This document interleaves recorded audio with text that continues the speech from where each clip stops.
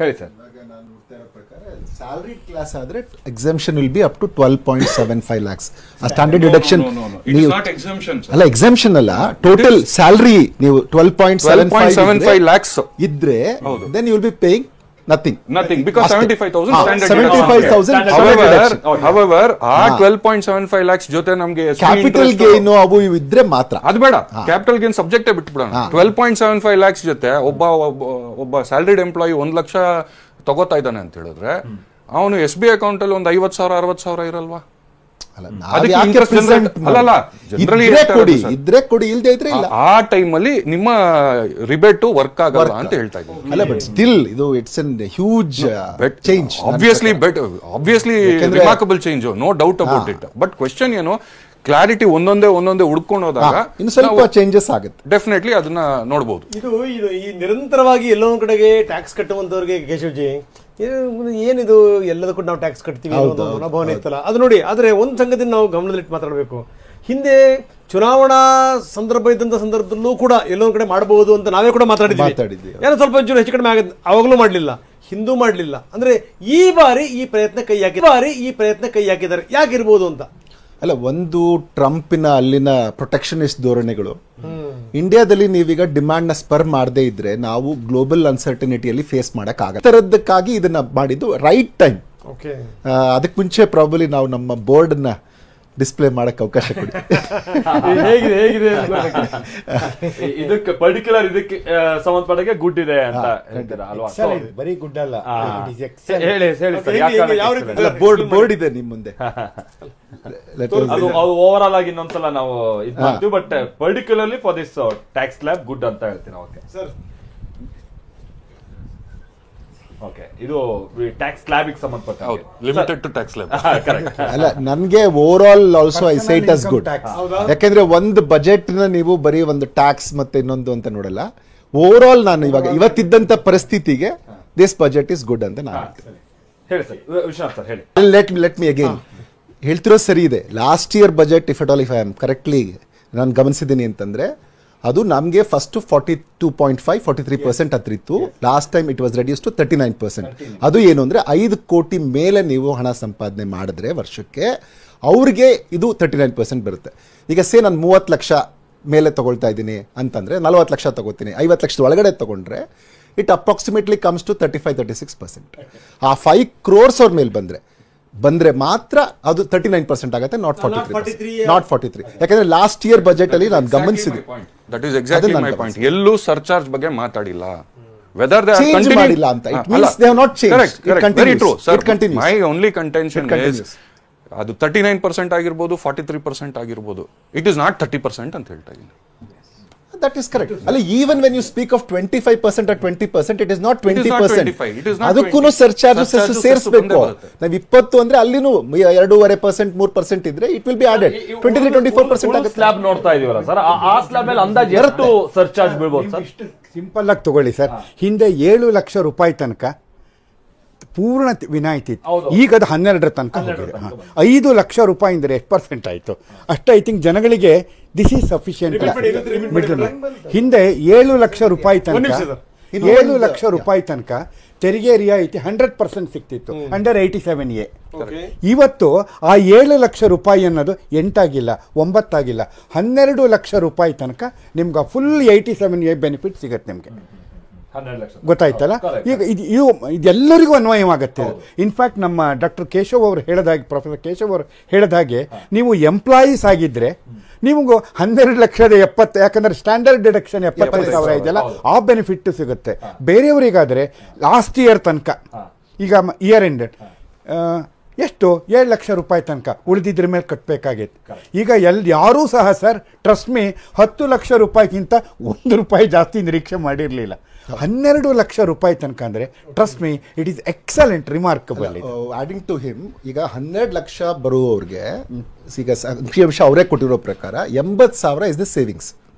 ಅಂದ್ರೆ last year ನಿಮಗೆ 12 lakhs ಬಂದಿದ್ರೆ ಈ ವರ್ಷ 12 lakhs ಬಂದ್ರೆ ನೆಕ್ಸ್ಟ್ ಅಸೆಸ್ಮೆಂಟ್ ಇಯರ್ಗೆ you will be saving 80,000 rupees. ಹಾಗೇನೆ 15 lakhs ವರೆಗೂ ನಿಮ್ಗೆ ಲಾಸ್ಟ್ ಇಯರ್ 15 lakhs ಬಂದಿದ್ರೆ ನನಗೆ ಟೋಟಲ್ ಇನ್ಕಮ್, ನನಗೆ 1 ಲಕ್ಷ ಇವತ್ತು 1 ಲಕ್ಷ ಉಳಿತಾ ಇದೆ. ಲಾಸ್ಟ್ ಇಯರ್ ನಾನು 1 ಲಕ್ಷ ಎಕ್ಸ್ಟ್ರಾ ಕಟ್ತಾ ಇದ್ದೆ, ಇವತ್ತು ನಾನು 1 ಲಕ್ಷ ಉಳಿಸ್ತಾ ಇದ್ದೀನಿ. ಸೊ ಇದ್ರ ಪ್ರಕಾರ ನಾನು ಹೇಳ್ತಾ ಇರೋದು. ಹಂಗಾಗಿ ಅವರು ಟೋಟಲ್ ಹೇಳಿರೋದು 3 ಟ್ರಿಲಿಯನ್ ರೂಪಾಯಿಗಳನ್ನ ಸರ್ಕಾರ ಫೋರ್ಗೋ ಮಾಡ್ತಾರೆ. ಸುಮಾರು ಜನ ಈಗ ಕೇಳ್ತಾ ಇರೋದು ಏನು ಅಂತ ಅಂದ್ರೆ, ಈ ಸರ್ಚಾರ್ಜ್ ಅನ್ನುವಂಥದ್ದು ಉಳಿದಂತ ಸ್ಲ್ಯಾಬ್ ಮೇಲೂ ಇದೆಯಾ? ಎಲ್ಲದ್ರ ಮೇಲೂ ಇರುತ್ತೆ. ಎಲ್ಲ ಕ್ಯಾಲ್ಕುಲೇಟ್ ಆಗಿನೂ ನಮ್ಗೆ ಅಪ್ ಟು 12 lakh rupees ಏನೇ ಟ್ಯಾಕ್ಸ್ ಬಂದ್ರು 87A ಕೆಳಗಡೆ ರಿಲೀಫ್ ಸಿಗುತ್ತೆ. ಸರ್, ಈಗ ಎಕ್ಸಾಂಪಲ್ 15 ಲಕ್ಷ ಸಂಬಳ ಇದ್ರೆ, ನಾನು ಹೇಳೋದು 12 ಲಕ್ಷ ತನಕ ಈಗ ರಿಬೇಟಿಗೆ ಅವಕಾಶ ಕೊಟ್ಟಿದ್ದಾರೆ. ಸೊ ಈಗ ಉಳಿದಂತದ್ದು 12 ರಿಂದ 15 ಕ್ಯಾಲ್ಕುಲೇಷನ್ ನಾವು ಮಾಡಿದಂತ ಸಂದರ್ಭದಲ್ಲಿ ಅದು 15% ಬರುತ್ತೆ. ಅವಾಗ ರಿಬೇಟ್ ಸಿಗಲ್ಲ ನಿಮ್ಗೆ. ಸಿಗಲ್ಲ. ಈ ಕೆಳಗಿನ ಯಾವ ರಿಬೇಟ್ಗಳು ಸಿಗಲ್ಲ, ಯಾವುದು ಸಿಗಲ್ಲ. ಫುಲ್ 15 ಲಕ್ಷಕ್ಕೆ ಎಷ್ಟು ಟ್ಯಾಕ್ಸ್ ಬರ್ತಾ ಇತ್ತು ಅದು ಫುಲ್ 15 ಲಕ್ಷ ಯಾಕೆ ಹೋಗ್ತೀರಾ ಸರ್? 12 ಲಕ್ಷದ 1 ರೂಪಾಯಿ ಬಂದ್ರು ಕಟ್ಲೇಬೇಕಾಗುತ್ತೆ. ಜನಸಾಮಾನ್ಯರಿಗೆ ಅರ್ಥ ಆಗೋದೇನಪ್ಪ ಅಂದ್ರೆ, ಭಟ್ರು ಹೇಳ್ದಂಗೆ ಏನಂದ್ರೆ 7 ಲಕ್ಷ ತನಕ ಇತ್ತು, ಇವಾಗ ನಾವು 10 ಒಂದು ಅನ್ಕೊಂಡಿದ್ವಿ, ಅದು 12 ತನಕ ಬಂದು ನಿಂತಿದೆ. ಸೊ ಇದೊಂದು ಸಮಾಧಾನಕರ ಸಂಗತಿ. ಅಂದ್ರೆ ಏನು ಅಂದ್ರೆ, ಕೇಶವ್ ಅವರು ಅದನ್ನು ಮುಂದುವರಿಸಿ ಹೇಳಿದ್ರು. ವಿಶ್ಲೇಷಣೆ ಏನು ಅಂತಂದ್ರೆ, ಇದು ದೊಡ್ಡ ಹೊರೆ ಅಂತ ಅನಿಸಿದ್ರು ಕೂಡ ಅದರ ಲಾಭ ಅದಕ್ಕಿಂತ ಜಾಸ್ತಿ ಇದೆ ಅಂತ. ಯಾಕಂದ್ರೆ ನಾವು ಬೆಳಗ್ಗೆ ಮಾತಾಡ್ತಾ ಇದೀವಿ, ಈಗ ದುಡ್ಡೇ ಅಡ್ಡಾಡ್ಲಿಲ್ಲ ಅಂತಂದ್ರೆ ಯಾರಿಗೆ ಹೆಂಗ್ ಲಾಭ ಆಗಕ್ಕೆ ಸಾಧ್ಯ ಸರ್? ನಾವೆಲ್ಲದ್ರ ಮೇಲೂ ಟ್ಯಾಕ್ಸ್ ಹಾಸ್ಕೊಂಡಿರುವಂತವ್ರು ದುಡ್ಡನ್ನೇ ನಾವು ಖರ್ಚು ಮಾಡಲಿಲ್ಲ ಅಂತಂದ್ರೆ ಬೇರೆಯವ್ರು ಬದುಕೋದು ಹೆಂಗೆ, ಎಕಾನಮಿ ಬೆಳೆಯೋದು ಹೆಂಗೆ? ಬಹುಶಃ ಏನಂದ್ರೆ ಇದಕ್ಕೆ ಹೆಲ್ಪ್ ಆಗ್ಬೋದು ಅಂತ. ಸೊ ಉಳಿದಿರುವಂತ ಅಮೌಂಟ್ ಬೇರೆ ಬೇರೆದಕ್ಕೆ ಬಳಸ್ಕೋಬಹುದು ಅವರು. ಸಾಕಷ್ಟು ಹೇಳಿ ನಾನು ಈ ಕಾಮೆಂಟ್ ಮಾಡ್ತಿರೋದು, ಇಷ್ಟೊಂದು ಕೇಳ್ಕೊಂಡು ಮಾಡ್ತೀನಿ. ಇನ್ನು ಕಾರ್ಪೊರೇಟ್ ಟ್ಯಾಕ್ಸ್ ಅಲ್ಲಿ ಏನಾದ್ರು ಅದನ್ನೇನು ಅನೌನ್ಸ್ ಮಾಡಿಲ್ಲ. ಈಗ ಲೀಸ್ಟ್ ಇದೀವಿ ನಾವು, ಲೀಸ್ಟ್ ಇದೀವಿ ಈಗ. ಸರ್ ಕೇಳ್ತಾ ಇದ್ದಾರೆ, ಒಂದ್ ನಿಮಿಷ ಹೇಳ್ತೇನೆ. ಏನಾದ್ರು ಅನುಕೂಲ ಆಗೋ ನಿಟ್ಟಿನಲ್ಲಿ ಅಲ್ಲ, ಈ ಬಜೆಟ್ನ ದೊಡ್ಡ ಸಮಸ್ಯೆ ಯಾವ್ದು ಗೊತ್ತಾ? ಇದು ಯಾವುದೂ ಅಲ್ಲ. ನಾವು ಯಾರೂ ಸಹ what is the stability of Indian economy ಅಂತ ನಾವು ಯೋಚನೆ ಮಾಡಿಲ್ಲ. ಅದು ನಿಮಗೆ ಪೂರ್ಣ ಭರವಸೆ ಸಿಗ್ತಾ ಇದೆ. ನೆನ್ಪಿಟ್ಕೊಳ್ಳಿ, 2020-21 ಬಜೆಟ್ ಮಂಡನೆ ಮಾಡುವಾಗ ಅವರು 3.5%, ಪ್ರೊಫೆಸರ್ ಕೇಶವ್ ಅವರಿಗೆ ಚೆನ್ನಾಗಿ ನೆನಪಿರುತ್ತೆ, 3.5% ವಿತ್ತೀಯ ಕೊರತೆ ಅಂತ ಹೇಳಿದರು. ಅಂದರೆ ಸುಮಾರು 7,96,000 ಕೋಟಿ ರೂಪಾಯಿ ವಿತ್ತೀಯ ಕೊರತೆ ಅಂತ ಹೇಳಿದರು. ಕೊನೆಗಾಗಿದ್ದು ಎಷ್ಟು ಗೊತ್ತಾ? It came to 18 lakh crores. 9.5% ಬಂತು. ಆ ವರ್ಷ ಲಾಕ್ಡೌನ್ ಆಗಿರುವಂತ ನಂಬಿಕೆ ಬರುವಂತದ್ದು ಕಷ್ಟ ಅಂತ ಅನಿಸ್ತಾ ಇದೆ ಸದ್ಯ ಸ್ಥಿತಿಗತಿಗಳು. ಇನಿಷಿಯೇಟಿವ್ಸ್ ಇಲ್ಲ ಅಂತ ಭಾರತದ ದೃಷ್ಟಿಯಿಂದ ಬಾಂಗ್ಲಾದೇಶ್ ಬೇಗ ಚೇತರಿಕೆ ಆಗಲಿ ನಾವು ಅದನ್ನ ಹೇಳ್ತಿದ್ದೀನಿ. ನಾನು ಕೆಲವು ಬರೀ ನಾವು ಈ ವಿಚಾರದಲ್ಲಿ ಇದೀವಿ. ಇನ್ನೊಂದು TDS ರೆಂಟ್ಗೆ ಇಷ್ಟು ದಿನ ಏನು 2 ಲಕ್ಷದವರೆಗೂ ಇತ್ತು, ಅದು ಈಗ 6 ಲಕ್ಷದವರೆಗೂ TDS ಅದು ಮಿಡಲ್ ಕ್ಲಾಸ್ಗೆ ನಮಗೆ 2.4 ಲಕ್ಷ ಇತ್ತು, ಈಗ 6 ಲಕ್ಷಕ್ಕೆ ಹೋಗಿದೆ. ದಟ್ ಈಸ್ ಅನದರ್ ಥ್ಯಾಂಕ್ಸ್ ಹೇಳಬೇಕು ಗವರ್ಮೆಂಟ್ಗೆ ಆ ವಿಚಾರದಲ್ಲಿ. ಯಾಕೆಂದ್ರೆ ಇಲ್ಲಾಂದ್ರೆ ಕಟ್ಟದೇ ಇದ್ರೆ ನಿಮ್ಗೆ ಇಂಟ್ರೆಸ್ಟ್ ಬೀಳ್ತಾ ಇರ್ತಾಯಿತ್ತು, ಅದೆಲ್ಲ ಪ್ರಾಬ್ಲಮ್ ಆಗ್ತಾ ಇತ್ತು. ಅದೊಂದು ಅನುಕೂಲ ಆಗಿದೆ. ಆಮೇಲೆ ಮಹಿಳೆಯರ ಸಾಲಕ್ಕೆ 2 ಕೋಟಿ ಹಣ ಮೀಸಲು ಸೀನಿಯರ್ ಸಿಟಿಸನ್ಸ್ಗೆ ನೀವು TDS ನ ಅಪ್ ಟು 1 lakh ವರೆಗೂ ಎಕ್ಸಾಮ್ಟ್ ಕೊಟ್ಟಿರುವಂತದ್ದು ಒಂದು ಅಡ್ವಾಂಟೇಜ್. 1 ಲಕ್ಷದವರೆಗೂ ಅದು ಹೋಗಿದೆ. ಸೊ ಅದೊಂದು ಅಡ್ವಾಂಟೇಜ್ ಇದೆ. ಆಮೇಲೆ ಅಸೆಸ್ಮೆಂಟ್ ಏನಾದ್ರು ಪ್ರಾಬ್ಲಮ್ ಇದೆ, ನಾವೇ ವಾಲಂಟರಿ ಆಗಿ ಅಪ್ಡೇಟ್ ಮಾಡ್ಬೇಕಂದ್ರೆ 2 years ಇತ್ತು, ಅದು 4 years ವರೆಗೂ ನಿಮ್ಗೆ ಅವಕಾಶ ಕೊಟ್ಟಿದ್ದಾರೆ. ಆಮೇಲೆ ನನಗೆ ಇನ್ನೂ ಕೆಲವು ಅಂಶಗಳನ್ನ ಎಸ್ಪೆಷಲಿ ನಾನು ಗಮನಿಸಬೇಕಾಗಿದ್ದು, MSME ನಲ್ಲಿ ಈ ಡೆಫಿನೇಷನ್ ಚೇಂಜ್ ಮಾಡಿ. ಮುಂಚೆ ಒಂದು ವಿಚಾರ ಸರ್, ನಮ್ಗೆ ಇಲ್ಲೂ ಸುಮಾರು ಜನ ಅದನ್ನೇ ಕೇಳ್ತಾ ಇದ್ದಾರೆ, ಓಲ್ಡ್ ಟ್ಯಾಕ್ಸ್ ರಿಜಮ್ ಈಸ್ ಕಂಪ್ಲೀಟ್ಲಿ ಮುಂದೆ ರೂಲ್ಡ್ ಔಟ್ ಅನ್ನೋದು ಅಲ್ಲ, ಮುಂದೆ ಸದ್ಯಕ್ಕಿದೆ. ಬಟ್ ಸ್ಟಿಲ್ ಅದಕ್ಕೆ ಇದಕ್ಕೆ ಕಂಪೇರ್ ಮಾಡಿದ್ರೆ, ಒಂದು ಪರ್ಟಿಕ್ಯುಲರ್ ಸ್ಯಾಲರಿ, ಒಂದು 15 ಲಕ್ಷದ ಸಂಬಳ ಅಥವಾ ಒಂದು 12 ಲಕ್ಷದ ಸಂಬಳ ಕಂಪೇರ್ ಮಾಡಿದ್ರೆ new tax regime is good. By default new tax 12 ಮೇಲೆ ಅಥವಾ 15 ಈಗ ನಾನು ಲಾಸ್ಟ್ ಇಯರ್ ಕ್ಯಾಲ್ಕುಲೇಟ್ ಮಾಡಿದೆ, TDS ಹಾಕ್ಬಿಟ್ಟು ಮತ್ತೆ ಹಳೇದು ಹೊಸದು ಎರಡಕ್ಕೂ ಹಾಕಿದೆ. ಹೊಸದೇ ನನ್ಗೆ ಅಡ್ವಾಂಟೇಜ್ ಇದೆ. ನಾನು ಬೇಸಿಕಲಿ EMI ಇದೆ, ನಾನು ಹೌಸ್ ಲೋನ್ ತಗೊಂಡಿದ್ದೀನಿ. House loan huge amount interest ಕಟ್ತೀನಿ. ಆದ್ರೇನು ನನಗೆ ನ್ಯೂ ರೆಜಿಮ್ ಅಲ್ಲಿ ಹಾಕಿದ್ರೆ ನನಗೆ ಮಿನಿಮಮ್ 38,000 ರೂಪಾಯಿ ಲಾಭ ಆಗ್ತಾ ಇತ್ತು ಹೊಸ ರೆಜಿಮ್ ಅಲ್ಲಿ. So I opted for the new regime. ಅವ್ರದ್ದು ಉದ್ದೇಶ ಏನು ಅಂತಂದ್ರೆ ಎಲ್ಲರನ್ನೂ ಹೊಸ ರೆಜಿಮಿಗೆ ತರುವಂತದ್ದು. ಯಾವುದಕ್ಕೂ ಇದು ಇನ್ನೂ ಜಾಸ್ತಿ ಆಗುತ್ತೆ. ಬಹುಶಃ ತುಂಬಾ ಕಡಿಮೆ ಜನ ಈಗ ಓಲ್ಡ್ ಇದಕ್ಕೆ ಹೋಗ್ತಾರೆ. ಇದು ತುಂಬಾ advantage. Carefully planned death of old regime naturally. ಯಾಕಂದ್ರೆ ನೀವು ಸೇವಿಂಗ್ಸ್ ಎಕಾನಮಿ, ನಾವು default India is a savings economy.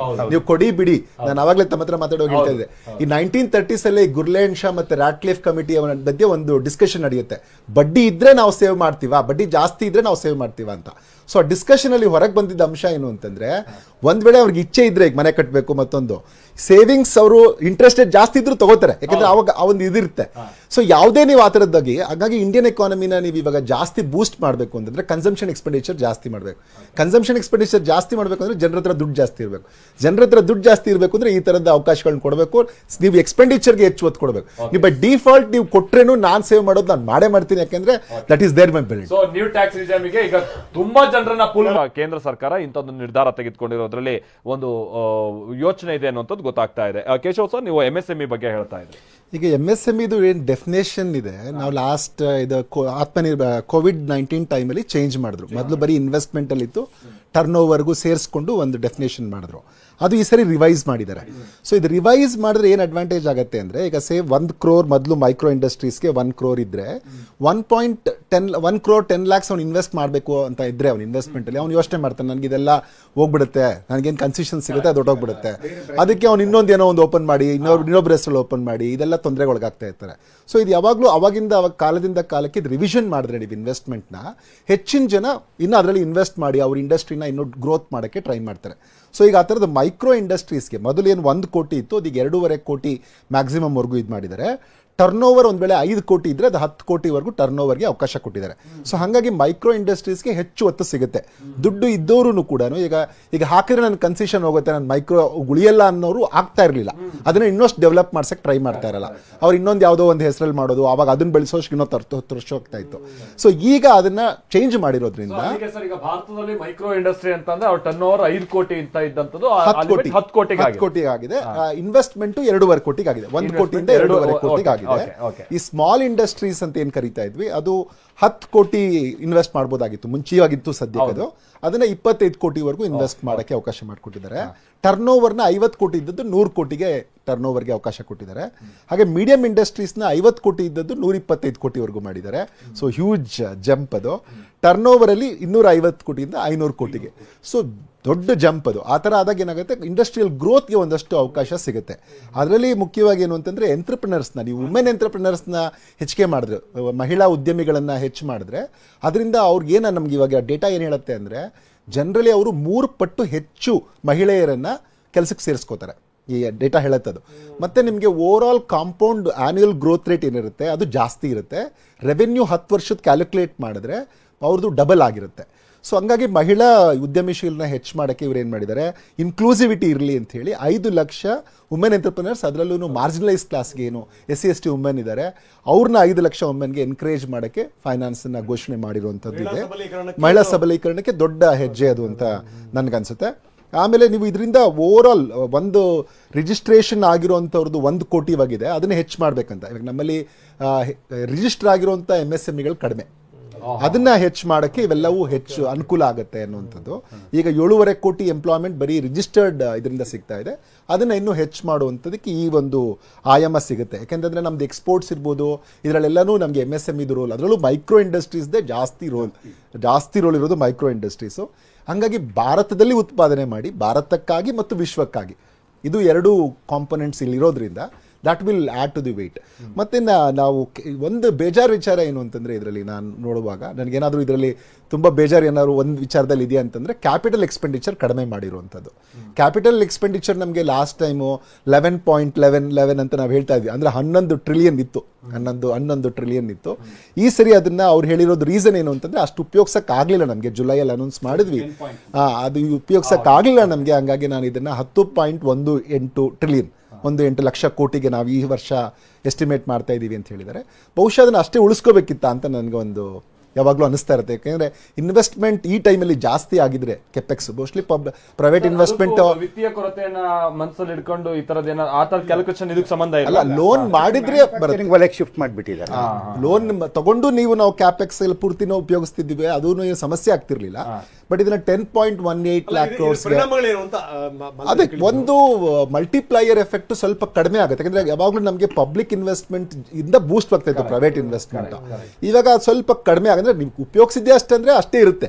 ಯಾಕಂದ್ರೆ ಅವ್ರು ಹೇಳ್ತಿರೋದು ನಾವು ಹಿಂದಿನ ಸರಿ ಅಷ್ಟು ಉಪಯೋಗಿಸಕ್ ಆಗಿರ್ಲಿಲ್ಲ ಅಷ್ಟು ದುಡ್ಡನ್ನ, ಹಂಗಾಗಿ ನಾವು ಇದನ್ನ ಆಕ್ಚುಯಲ್ ಫ್ಯಾಕ್ಟ್ ಅನ್ನ ಕೊಡ್ತಾ ಇದೀವಿ ಅನ್ನೋ ತರದಲ್ಲಿ ಹೇಳಿದ್ದಾರೆ. ಒಂದು ವೇಳೆ ಇದು ಕಡಿಮೆ ಆದಾಗ ಯಾವಾಗಲೂ ಏನಾಗುತ್ತೆ, ಕ್ಯಾಪಿಟಲ್ ಎಕ್ಸ್ಪೆಂಡಿಚರ್ ಕಡಿಮೆ ಆದಾಗ ನಮಗೆ ಹೊಸ ಜಾಬ್ಸ್ ಸೃಷ್ಟಿ ಆಗೋದಿರ್ಬೋದು, ಹೊಸ ಉದ್ಯೋಗಗಳು ಸೃಷ್ಟಿ ಆಗೋದು ಖಂಡಿತವಾಗಿ ಕಮ್ಮಿ ಆಗುತ್ತೆ. ಅದನ್ನ ಒಂದು ನನಗೆ ನೆಗೆಟಿವ್ ಫ್ಯಾಕ್ಟರ್ ಈ ಬಜೆಟ್ ಅಲ್ಲಿ ಗಮನಿಸಿದ್ದು. ಯಾಕಂದ್ರೆ ಹೆಚ್ಚು ಕಮ್ಮಿ ನಿಮಗೆ 75 ಲಕ್ಷ ಅಷ್ಟು ಕಡಿಮೆ ಆಗೋಗ್ಬಿಡುತ್ತೆ.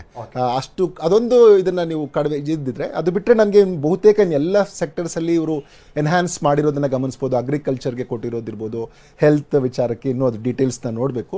ಟೂರಿಸಂ ಇಂಡಸ್ಟ್ರೀಸ್ಗೆ ಏನೋ ಅವರು ಹೆಚ್ಚು ಇದನ್ನ ಒತ್ತು ಕೊಟ್ಟಿದ್ದಾರೆ. ಅದಕ್ಕೆ ಮುದ್ರಾ ಲೋನ್ ಕೊಡ್ತೀವಿ ಅವಾಗಲೇ ಹೇಳ್ತಾ ಇದ್ರು. ಮುದ್ರಾ ಲೋನ್ಗೆ ಮುದ್ರಾ ಲೋನ್ ಅದು ಫಸ್ಟ್ ಟೈಮ್ ಹೋಮ್ ಸ್ಟೇಗೆ ಅದನ್ನೇ ಹೇಳಿದ್ದು. Home stay let him complete. Mudra loan ಅಂದ್ರೆ ಈಗ ನೀವೇನ್ ಮಾಡ್ತಿದ್ವಿ, ಇಷ್ಟ ದಿನ ನಾವು ಇಂಡಸ್ಟ್ರಿ ಅಂತ ಇವಾಗ ಟೂರಿಸಂ ಇಸ್ ಆಲ್ಸೋ ಇಂಡಸ್ಟ್ರಿ. ಆದ್ರೆ ನಾವು ಇಷ್ಟ ದಿನ ಏನು ಅಂದ್ರೆ ಮೈಕ್ರೋ ಇಂಡಸ್ಟ್ರೀಸ್ಗೆ ಇಂತ ಅಂದ್ರೆ ನಮ್ಗೆ ಇಂಡಸ್ಟ್ರಿ ಅಂದ್ರೆ ಏನು, ನಮ್ ಕಲ್ಪನೆ ಇರೋದು ಒಂದು ಕಾರ್ಖಾನೆ, ಒಂದು ಕೈಗಾರಿಕೆ ಇರಬೇಕು. ಈಗ ನೀವು ಹೋಮ್ ಸ್ಟೇ ಮಾಡ್ತೀರಾ, ಅಲ್ಲಿಗೂ ನೀವು ತಗೋಬಹುದು. ಕಿಶೋರ್ ಲೋನ್ ಇವೆಲ್ಲ ತಗೋಬಹುದು. ಅಪ್ ಟು 50 lakhs ವರೆಗೂ ನೀವು ಅಲ್ಲಿ ಲೋನ್ ತಗೊಳಕ್ಕೆ ಅವಕಾಶ ಇದೆ. ಅಂದ್ರೆ ನೀವು ಹೋಮ್ ಸ್ಟೇನ ಕನ್ವರ್ಟ್ ಮಾಡ್ಬೇಕು. ಮನೆ ಅಂದ ತಕ್ಷಣ ನೀವು ಎಲ್ಲ ಫೆಸಿಲಿಟಿ ಕೊಡದೇ ಇದ್ರೆ ಯಾರು ಬರೋದಿಲ್ಲ. ಸೊ ನೀವು ಅಲ್ಲಿ ಲೋನ್ ತಗೊಳ್ಳಿಕ್ಕೆ ಅವಕಾಶ ಕೊಟ್ರೆ, ಯಾವಾಗಲೂ ನೀವು ಮುದ್ರಾ ಲೋನ್ ಅಲ್ಲಿ ಕೊಟ್ರೆ ಏನಂದ್ರೆ ನಿಮ್ಗೆ ಇಂಟ್ರೆಸ್ಟ್ ರೇಟ್ ಕಡಿಮೆ ಇರುತ್ತೆ. ನೀವು ಬೇರೆ ಕಡೆ ಲೋನ್ ತಗೊಂಡು ಮಾಡ್ಬೋದು. ನೀವು ಇಲ್ಲಿ ಇದು ಇಂಡಸ್ಟ್ರಿ ಅಂತ ಟ್ರೀಟ್ ಮಾಡಿದ ತಕ್ಷಣ ನಿಮ್ಗೆ ಇಂಟ್ರೆಸ್ಟ್ ರೇಟ್ ಕಡಿಮೆ ಆಗುತ್ತೆ, ಬೇರೆ ಎಲ್ಲ ಬೆನಿಫಿಟ್ಸ್ ನಿಮ್ಗೆ ಸಿಗ್ತಾ ಹೋಗುತ್ತೆ. ಸೊ ಅದ್ರದ್ದು ಅಡ್ವಾಂಟೇಜ್ ಇದೆ ಇಲ್ಲಿ. ಆಮೇಲೆ ಇವನ್ ಬುದ್ಧ ಇದಕ್ಕೆ ಸೇರಿ ಸರ್, ಈ ಮುದ್ರಾ ಯೋಜನೆ ಇದೆಯಲ್ಲ, ಈ ನಿಜಕ್ಕೂ ಬೆಳಿಬೇಕು ಅನ್ನುವಂಥವ್ರಿಗೆ ಅಥವಾ ಏನಾದ್ರು ಮಾಡಬೇಕು ಅನ್ನುವಂಥವ್ರಿಗೆ ಬಹಳ ಅದ್ಭುತವಾದ ಅದು ಇದಕ್ಕೂ ಬಂದ್ಬಿಟ್ರೆ ಈಗ ಬಂದಿದೆ ಈ ಬಜೆಟ್ ಇಂದ ಹೆಲ್ಪ್ ಆಗುತ್ತೆ. ಆಮೇಲೆ ಈಗ ಬುದ್ಧ ಲೈಫ್ ಟೈಮ್ಸ್ ಅಲ್ಲಿ ಏನು ಅದರ ಜಾಗಗಳೆಲ್ಲೆಲ್ಲಿ ಅಸೋಸಿಯೇಟ್ ಆಗಿದೆ, ಆ ಟೂರಿಸಂ ಕ್ಷೇತ್ರಗಳನ್ನ ಬೆಳವಣಿಗೆ ತುಂಬಾ ಹಿಂದೆನೆ ಆಗ್ಬೇಕಿತ್ತು. ಬಹುಶಃ ಅದನ್ನ ಈ ಫೋಕಸ್ ಮಾಡಿದ್ದಾರೆ. ಈಗ ಯಾವ್ಯಾವ್ದು ಅವರ ಹೆಸರಿನಲ್ಲಿ ಅಸೋಸಿಯೇಟ್ ಆಗಿದೆ ಮಾಡಿದ್ರು. ಈಗ ಬುದ್ಧನ ವಿಚಾರದಲ್ಲಿನೂ ಆ ತರದ ಎಲ್ಲ ಇದರ ಮಾಡಕ್ಕೆ ಟ್ರೈ ಮಾಡ್ತಿದ್ದಾರೆ. ಇನ್ನೊಂದು ಮೆಡಿಕಲ್ ಟೂರಿಸಂ. ಇದು ಬುದ್ಧಂದು ಏನು ಇಶ್ಯೂ ಇದೆ ಅಂತಂದ್ರೆ, ಬುದ್ಧಂದು ಏನು ಅಡ್ವಾಂಟೇಜ್ ಆಗುತ್ತೆ ಅಂದ್ರೆ, ನಿಮ್ಗೆ ಈವನ್ ಬೇರೆ ಬೇರೆ ದೇಶಗಳು ಕೂಡ ಇಲ್ಲಿ ಡೆವಲಪ್ ಆದ್ರೆ ಅವ್ರು ಬರ್ತಾ ಇರ್ತಾರೆ. ಈಗ ನೇಪಾಳ ಅಂತ ಒಂದು ಸಣ್ಣ ದೇಶದಲ್ಲಿ ನೀವು ಬರೀ ಬುದ್ಧನ ಜನ್ಮಸ್ಥಳ ನೋಡಕ್ಕೆ ಎಷ್ಟು ಜನ ಬರ್ತಾ ಇದ್ದಾರೆ. ಸೊ ಆ ತರದ್ದು ಇಲ್ಲಿ ನೀವು ಎಲ್ಲ ಎಷ್ಟೊಂದು ಜಾಗಗಳು ಭಾರತದಲ್ಲಿ ಅಸೋಸಿಯೇಟ್ ಆಗಿದೆ ಬುದ್ಧನ್ಗೆ, ಅವೆಲ್ಲವನ್ನು ಡೆವಲಪ್ ಮಾಡಿದ್ರೆ ಟೂರಿಸಂ ಡೆವಲಪ್ಮೆಂಟ್ಗೆ ಯೂಜ್ ಅನುಕೂಲ ಆಗುತ್ತೆ. ಇನ್ನು ಮೆಡಿಕಲ್ ಟೂರಿಸಂ ನಮ್ಗೆ ಎಸ್ಪೆಷಲಿ ಏಷ್ಯನ್ ಕಂಟ್ರೀಸ್ ಅಲ್ಲಿ ನಾವೇ ಚೀಪೆಸ್ಟ್. ಸೊ ಹಾಗಾಗಿ ನಾವು ಮೆಡಿಕಲ್ ಟೂರಿಸಂ ನ ಒತ್ತು ಕೊಟ್ರೆ ನಿಮ್ಗೆ ಆ ಕ್ಷೇತ್ರನೂ ಬೆಳೆಯುತ್ತೆ. ಈಗ ಡಾಕ್ಟರ್ಸ್ಗೆ ನಾವು ಒಂದ್ ಕಡೆ ಏನ್ ಮಾಡ್ತಾ ಇದೀವಿ, ಬೆಸ್ಟ್ ಡಾಕ್ಟರ್ಸ್ ನ ಕೊಡ್ತೀವಿ, ಅವ್ರು ವಿದೇಶಕ್ಕೆ ಹೋಗ್ಬಿಡ್ತಾರೆ. ಯಾಕಂದ್ರೆ ಇಲ್ಲಿ ಅವ್ರಿಗೆ ಅಷ್ಟು ಗ್ರೋತ್ ಇಲ್ಲ ಅನ್ನೋಂತಾರೆ, ಒಂದು ದೆಪ ಹೊಡ್ಕೊಂಡು ಹೊಟ್ಟೋಗ್ಬಿಡ್ತಾರೆ. ಇಲ್ಲಿ ನಮ್ಮಲ್ಲಿ ಡಾಕ್ಟರ್ಸ್ ಕೊರತೆ ಇಲ್ಲ ಸರ್. ಅವಾಗಲೇ ಹೇಳ್ತಾ ಇದ್ರು ನಿಮ್ಗೆ ಡಾಕ್ಟರ್ಸ್ ಇಲ್ಲಿ ಇಲ್ಲ ಅಂತ. ಡಾಕ್ಟರ್ಸ್ ನಾವು ಉತ್ಪಾದನೆ ಮಾಡ್ತಾ ಇದೀವಿ, we are producing good doctors. ಆ ಡಾಕ್ಟರ್ಸ್ ನಾವು ರಿಟೈನ್ ಮಾಡಕ್ ಆಗ್ತಾ ಇಲ್ಲ. ಸೊ ಅದಕ್ಕೋಸ್ಕರ ಈಗ ಮೆಡಿಕಲ್ ಟೂರಿಸಂ ಅಲ್ಲಿ ನಿಮ್ಗೆ ಎಷ್ಟು ಜನ ಬಂದ್ರೆ ಬಹುಶಃ ನೀವು ಅಲ್ಲಿ ಏನು ಸಂಪಾದಿಸ್ತೀರಾ ಅದು ನಮ್ಮ ದೇಶದಲ್ಲೇ ಸಂಪಾದಿಸಬಹುದು. ಸೊ ಆ ಅಡ್ವಾಂಟೇಜಸ್ ಇಲ್ಲಿ ಇರ್ತಾ ಹೋಗುತ್ತೆ. ಆ ತರದ ಅಡ್ವಾಂಟೇಜ್ ಕೊಡ್ತಾ ಇದ್ದಾರೆ. ಇನ್ನೊಂದು ಇನ್ಫ್ರಾಸ್ಟ್ರಕ್ಚರ್ ಮೆಡಿಕಲ್ ಇದರಲ್ಲಿ ಎಷ್ಟಿದೆಯೋ ಅಷ್ಟೇ ಫಿಸಿಕಲ್ ಇನ್ಫ್ರಾಸ್ಟ್ರಕ್ಚರ್ ಆಗುತ್ತೆ ಈಗ. ಯಾಕಂದ್ರೆ ಹೆಚ್ಚೆಚ್ಚು ಕೊಡ್ತಾ ಇದ್ದಾರೆ. ಈಗ ಈ ವರ್ಷ 10,000, ಲಾಸ್ಟ್ ಸರಿ 9,000 ಏನೋ ಹೆಚ್ಚು ಮಾಡಿದ್ರು ಮೆಡಿಕಲ್ ಸೀಟ್, ಈ ಸರಿ 10,000. ಸೊ ಹೆಚ್ಚು ಮಾಡದಿದ್ದಂಗೆ ಏನಾಗುತ್ತೆ, ಅದ್ರದ್ದು ರೇಟ್ ಕಡಿಮೆ ಆಗ್ತಾ ಹೋಗುತ್ತೆ. Cost of education also comes down. So ನಿಮಗೆ ಇರೋ ಇನ್ಫ್ರಾಸ್ಟ್ರಕ್ಚರ್ ಅಲ್ಲಿ ಹೆಚ್ಚೆಚ್ಚು ಸೀಟ್ಸ್ ಇದ್ರೆ ಬಳಸ್ಕೋಬಹುದು. ಸೊ ಅದರಿಂದ ನಿಮಗೆ ಅನುಕೂಲ ಆಗುತ್ತೆ. ಭಾರತದ ದೇಶಕ್ಕೆ ಹೆಚ್ಚಿನ ಡಾಕ್ಟರ್ಗಳ ಅಗತ್ಯ ಇದೆ, ಹೆಚ್ಚಿನ ಇಂಜಿನಿಯರ್ಗಳ ಅಗತ್ಯ ಇದೆ. ಬಟ್ ಕ್ವಾಲಿಟಿ ಡಾಕ್ಟರ್, ಕ್ವಾಲಿಟಿ ಇಂಜಿನಿಯರಿನ ಅಗತ್ಯ. ಒಬ್ಬ ವ್ಯಕ್ತಿ ಮೈಸೂರಿಂದ ಹೇಳ್ತಾ ಇದ್ರು, ತಾವು ಕೂಡ ಗಮನಿಸಿದ್ರಿ, ಈ GST ವಿಚಾರಕ್ಕೆ ಸಂಬಂಧಪಟ್ಟಂಗೆ ಮಾತಾಡ್ತಾ ಇದ್ರು. ಈ GSTನ ಅವ್ರು ಹೆಚ್ಚು ಬಿಹಾರ ಕೊಟ್ಬಿಡ್ಯಾರೆ ಅನ್ನುವಂಥ ಮಾತುಗಳು ಏನಂತೀರಿ? ಸರಿ, ಏನಾಗುತ್ತೆ ನಮ್ಗೆ ಕರೆಕ್ಟ್ ಆದಂತ ಅರಿವಿರೋದಿಲ್ಲ ಅನ್ನುವಂಥದ್ದು. ಅದು GST ಇದರಲ್ಲಿ ಬರಲ್ಲ. ಒಂದು GST ದುಡ್ಡು ಇದರಲ್ಲಿ ಟೋಟಲ್ ಅಲೋಕೇಶನ್ ಅಲ್ಲಿ ಕೊಡ್ತಾರೆ. ಈಗ ಅವ್ರ ವಿಚಾರಕ್ಕೆ ನಾನು ಹೇಳೋದಾದ್ರೆ ದುಡ್ಡು ಎಲ್ಲಿ ಹೋಗ್ತಾ ಇದೆ ಕೇಂದ್ರ ಸರ್ಕಾರದ ಅನ್ನೋದಕ್ಕೆ ಅಂಕಿಅಂಶ ಹೇಳ್ತೀನಿ. ಕೇಂದ್ರ ಸರ್ಕಾರದ ಯೋಜನೆಗಳಿಗೆ ₹1 ₹16 ಕೊಡ್ತಾರೆ, ₹100 ₹16 ಕೊಡ್ತಾರೆ. ಇನ್ನು ಮೇಜರ್ ಸಬ್ಸಿಡಿ ಏನು ಕೇಂದ್ರ ಸರ್ಕಾರ ಕೊಡುತ್ತೆ ಅದಕ್ಕೆ ₹6 ಹೋಗುತ್ತೆ. ಪ್ರತಿ ₹100 ₹6 ಹೋಗುತ್ತೆ. ಆಮೇಲೆ ಸ್ಟೇಟ್ಗಳಿಗೆ ಈಗ ಅವ್ರೇನು ಮಾತಾಡ್ತಾ ಇದ್ರು, ಸ್ಟೇಟ್ಸ್ಗೆ ಒಟ್ಟು ಎಲ್ಲ ರಾಜ್ಯಗಳನ್ನು ಸೇರ್ಕೊಂಡು, ಯಾಕಂದರೆ ಯಾವ್ದು ಹಿಂದುಳಿದಿದೆ ಯಾವುದಿದೆ ಎಲ್ಲವೂ ಇದೆ ಅದರಲ್ಲಿ ಅಂಶಗಳನ್ನು ಫೈನಾನ್ಸ್ ಕಮಿಷನ್ ತೀರ್ಮಾನ ಮಾಡುತ್ತೆ. ಸೊ ಅದರಲ್ಲಿ 22% ಅಂದರೆ ₹22 ₹100 ಅವ್ರಿಗೆ ಹೋಗುತ್ತೆ. ಇದರಲ್ಲಿ ಸ್ಟೇಟ್ಸ್ಗೆಲ್ಲ ಸೇರಿ. ಡಿಫೆನ್ಸಿಗೆ ಕೊಡಲೇಬೇಕಾ? ಡಿಫೆನ್ಸ್ಗೆ 8% ಅಂದರೆ ₹8 ಹೋಗುತ್ತೆ. ₹100 8 ಡಿಫೆನ್ಸ್ಗೆ ಕೊಡಬೇಕು. ಇಲ್ಲಾಂದರೆ ನಮ್ಮ ಒಳ್ಳೆಯ ನೈಬರ್ಸ್ ಎಲ್ಲ ತೊಂದರೆ ಕೊಟ್ಬಿಡ್ತಾರೆ ನಮಗೆ. ಸೊ ಆಮೇಲೆ ಈ ಬಡ್ಡಿಗೆ ನೋಡಿ, ಇಷ್ಟು ವರ್ಷದ ಏನು ಬಡ್ಡಿ ಸಾಲ ತೊಗೊಂಡಿದ್ದೀವಿ ಅದಕ್ಕೆ 20% ₹20 ಅಲ್ಲಿ ಹೋಗುತ್ತೆ. ಇನ್ನು ಅದೆಲ್ಲ ಇಟ್ಕೊಂಡು ನಾವು ಮಿಕ್ಕಿದ್ದು ಮಾಡಬೇಕು. ಪೆನ್ಷನ್ಗೆ ₹4 ಹೊಟ್ಟೋಗುತ್ತೆ. ಪ್ರತಿ ₹100 ₹4 ಪೆನ್ಷನ್ಗೆ ಹೋಗುತ್ತೆ. ₹20 ಬಡ್ಡಿ ಕಟ್ಟಕ್ಕೆ ಹೋಗುತ್ತೆ. ₹24 ಇಲ್ಲೇ ಹೋಗುತ್ತೆ. ಇನ್ನು ಕೇಂದ್ರ ಸರ್ಕಾರ ಏನೇನು ಯೋಜನೆಗಳು ಹಾಕುತ್ತೆ ಅದಕ್ಕೆ 8% ಹೋಗುತ್ತೆ. 8% ಹೋಗುತ್ತೆ. ಇನ್ನು ಫೈನಾನ್ಸ್ ಕಮಿಷನ್ ಏನು ಟ್ರಾನ್ಸ್ಫರ್ ಮಾಡಿದೆಯಲ್ಲ ಅದಕ್ಕೆ 8% ಹೋಗುತ್ತೆ. ಸೊ ಇದೆಲ್ಲವನ್ನ ಇಟ್ಕೊಂಡು ಕೇಂದ್ರ ಸರ್ಕಾರ ಹಾಗೆ ರಾಜ್ಯ ಸರ್ಕಾರ ಮಾಡೋಗೂ ಇವೆಲ್ಲ ಇದೆ, ಅಲ್ಲಿ ಮಿತಿಗಳಿದೆ, ಇವೆಲ್ಲ ಇಟ್ಕೊಂಡು ಅವರು ಮಾಡಿರುವಂಥದ್ದು ಅನ್ನೋದನ್ನ ದಯವಿಟ್ಟು ಗಮನಿಸಬೇಕು. ಎಸ್ ಸರ್ ಇದ್ರ ಬಗ್ಗೆ ಇನ್ನಷ್ಟು ನಾವು ಮಾತಾಡ್ತೀವಿ. ಜೊತೆಗೆ ಟ್ಯಾಕ್ಸ್ ವಿಚಾರಕ್ಕೆ ಸಂಬಂಧಪಟ್ಟಂಗೂ ಕೂಡ, ತೆರಿಗೆ ವಿನಾಯಿತಿ ವಿಚಾರಕ್ಕೆ ಸಂಬಂಧಪಟ್ಟಂಗೂ ಕೂಡ ಸಾಕಷ್ಟು ಮಾತಾಡೋಣ. ಅದಕ್ಕಿಂತ ಮೊದಲು ಮತ್ತೊಮ್ಮೆ ಶಾರ್ಟ್ ಬ್ರೇಕ್. ಕಾಣಿಸ್ತಾ ಇದೆ ಮಧ್ಯಮ ವರ್ಗದ ಜನಕ್ಕೆ ಕೊಟ್ಟರೆ ಅದು ಯಾರಿಗೂ ಹೋಗೋದಿಲ್ಲ, ಬಡವರಿಗೆ ಅನುಕೂಲ ಆಗಲ್ಲ ಅನ್ನೋಂಥದ್ದು ಒಂದು ರೀತಿಯಲ್ಲಿ ತಪ್ಪು ಅಂತ ನನಗನ್ಸುತ್ತೆ. ಯಾಕಂದರೆ ಮಧ್ಯಮ ವರ್ಗದವ್ರ ಹತ್ರ ಹೆಚ್ಚು ದುಡ್ಡು ಬಂದಾಗಿ ಉಳಿದ್ರೆ, ಡಿಸ್ಪೋಸಬಲ್ ಇನ್ಕಮ್ ಜಾಸ್ತಿ ಆದರೆ, ಅವ್ರದ್ದು ಓವರ್ ಆಲ್ ಬಿಸ್ನೆಸ್ ಹೆಚ್ಚಾದರೆ ಅದು ಎಲ್ಲ ಜನಕ್ಕೂ ಪಸರಿಸುತ್ತೆ. ನಾವೇನು ಟ್ರಿಕಲ್ ಡೌನ್ ಅಂತೀವಿ, ಸರ್ಕುಲೇಟ್ ಆಗುತ್ತೆ. ಸೊ ಹಂಗಾಗಿ ಆ ಟ್ರಿಕಲ್ ಡೌನ್ ಮಾಡ್ಲಿಕ್ಕಾಗಿ ಇದು ನಾವು ಮಧ್ಯಮ ವರ್ಗವನ್ನ ಕಾನ್ಸಂಟ್ರೇಟ್ ಮಾಡಿರೋದು. ಹಂಗಂತ ರೂರಲ್ ಡೆವಲಪ್ಮೆಂಟ್ಗೆ ಹಣ ಕೊಟ್ಟಿಲ್ವಾ ಅಂತಂದ್ರೆ, ಡಿಫೆನ್ಸ್ ಬಿಟ್ರೆ ನೀವು ಡಿಫೆನ್ಸ್ಗೆ 4,91,000 ಕೋಟಿ ಕೊಟ್ಟಿದ್ರೆ, ರೂರಲ್ ಡೆವಲಪ್ಮೆಂಟ್ಗೆ 2,66,817 ಕೋಟಿ, ಸೆಕೆಂಡ್ ಹೈಯೆಸ್ಟ್ ಕೊಟ್ಟಿರುವಂಥದ್ದು ರೂರಲ್ ಡೆವಲಪ್ಮೆಂಟ್ಗೆ. ಹಂಗೆ ನೋಡಿದ್ರೆ ಅರ್ಬನ್ ಡೆವಲಪ್ಮೆಂಟ್ಗೆ ಕೊಟ್ಟಿರುವಂಥ ಹಣ ಕೇವಲ 99,777 ಕೋಟಿ. ಸೊ ರೂರಲ್ ಡೆವಲಪ್ಮೆಂಟ್ಗೂ ಹೆಚ್ಚಿನ ಆದ್ಯತೆ ಕೊಟ್ಟಿದ್ದಾರೆ. ಈಗ ನಮಗೆ ಅಂಕಿಅಂಶಗಳನ್ನ ನೋಡಿದಾಗ ನಮ್ಗೆ ಇದೆಲ್ಲ ಗೊತ್ತಾಗ್ತಿರುತ್ತೆ. ಹಾಗೆ ಎಜುಕೇಷನ್, ಕೃಷಿಗೂ 1,71,437 ಕೋಟಿ ರೂಪಾಯಿ ಕೊಟ್ಟಿದ್ದಾರೆ. ಸೊ ಹಿಂಗೆ ನೀವು ಇವೆಲ್ಲ ಗಮನಿಸಿದ್ರೆ, ಬಿಟ್ಸ್ ಅಂಡ್ ಪೀಸಸ್ ನೋಡಿದ್ರೆ ಗೊತ್ತಾಗಲ್ಲ. ಪೂರ್ತಿಯಾಗಿ ಡಿಟೈಲ್ ಆಗಿ ನೋಡಿದಾಗ ಒಂದು ಕಡೆ ಹಣವನ್ನು ಹೆಚ್ಚು ಸರ್ಕ್ಯುಲೇಟ್ ಮಾಡುವಂಥದ್ದು, ಜನರ ಹತ್ರ ಹಣ ಉಳಿದ್ರೆ ಹೆಚ್ಚು ಎಕಾನಮಿ ಡೆವಲಪ್ ಆಗುತ್ತೆ ಅನ್ನೋದನ್ನು ಮನಗೊಂಡು ಅದರ ಮೂಲಕ ಎಲ್ಲ ಡೆವಲಪ್ ಮಾಡ್ತಿದ್ದಾರೆ. ಎಲ್ಲ ಕ್ಷೇತ್ರಕ್ಕೂ ಆಗ್ತಿದೆ. ಆದರೆ ಕೆಪೆಕ್ಸ್ನ ಸಾಧ್ಯ ಆದರೆ ಇನ್ನಷ್ಟು ಹೆಚ್ಚು ಮಾಡಲಿ ಅನ್ನೋದು. ಭವಿಷ್ಯದ ಭಾರತದ ದೃಷ್ಟಿಯಿಂದ ಎಷ್ಟರ ಮಟ್ಟಿಗೆ ಪಾಸಿಟಿವ್ ಸರ್? ನಾನು ಔಟ್ ಆಫ್ 10 7. Okay, good.